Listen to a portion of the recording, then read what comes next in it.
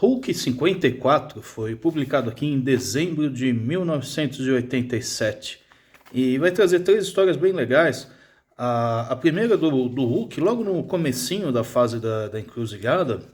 Isso aqui eu acho que é do revista americana do Hulk 302. A encruzilhada, ele foi transportado na edição 300, né? Teve uma história anterior a essa.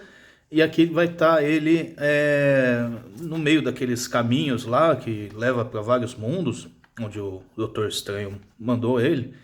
E aqui ele tá puto da vida e tal, porque não consegue sair, ele tenta pular lá pro meio do espaço e acaba voltando para esse caminho, então ele acaba tendo que escolher um daqueles portais. E aqui vai ter sempre um feitiço que o Doutor Estranho fez, que um mundo que o Hulk entra e se sente infeliz, ele acaba sendo teletransportado aqui de volta para essa encruzilhada, onde aí ele tem que decidir algum outro mundo, até ele encontrar um ideal. E nisso tem um ser aqui feito de um monte de purpurina que fica meio que ajudando, mas também torrando o saco dele.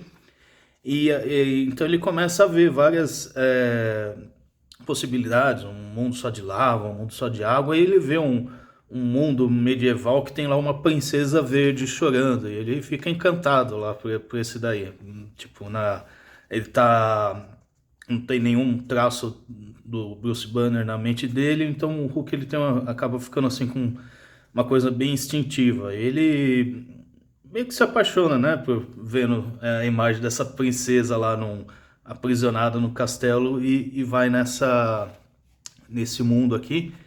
E aí tem um outro carinha verde aqui que também indica ele, só que ele não entende nada da linguagem aqui. É como se fosse um Star Trek sem tradutor, tal. Todo mundo fica falando algo, ele meio que dá a entender que eles querem dizer, mas não tem a tradução. E aqui tem uma coisa que eu notei nessas edições Abril, que o Hulk, nas páginas internas, ele tá meio que quase cinza, pelo menos para mim que sou meio daltônico.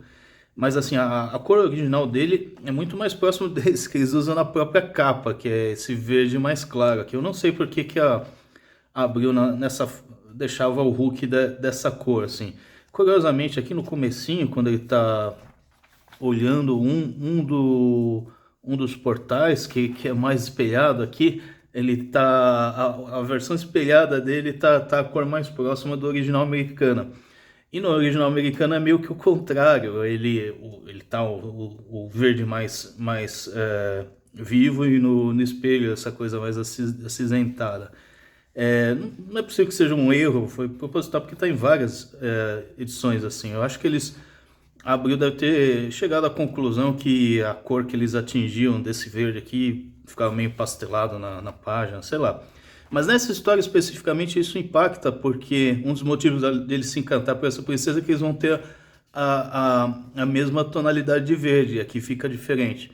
Mas o lance legal dessa história é que o Hulk vai tomar um monte de porrada desse pessoal que tá aqui, que é como se fosse são meio humanos, meio alienígenas, assim, mas as armas deles cortam o Hulk e depois o cara desce e vai na porrada também, detona o Hulk.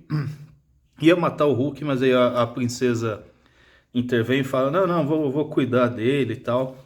E aqui, acho que no original americano eles têm praticamente a mesma tonalidade de pele, né? E na Abril fica diferente essa parte. Mas é uma história bem legal aqui do Bill Mantlo, né?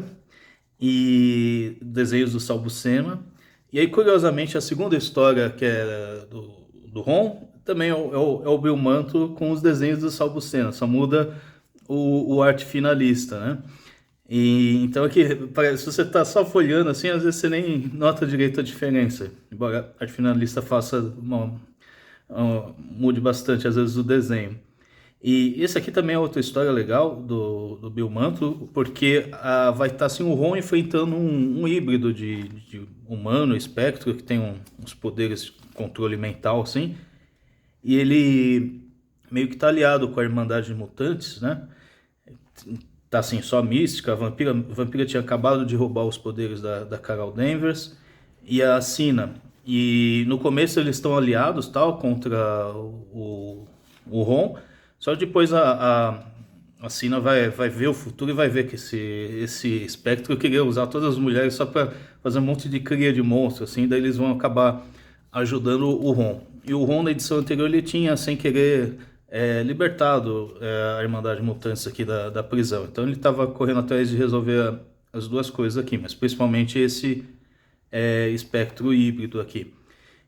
O cara vai lá também, detona os humanos e tal, é uma edição bem legal.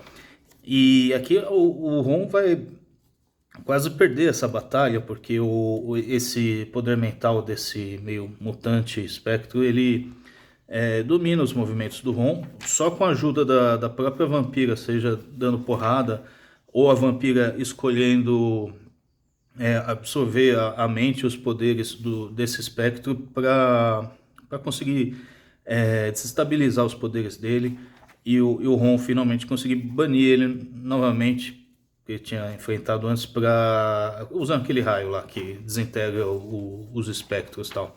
Então, uma edição cheia de porrada, tensão. Gostei bastante dessa história.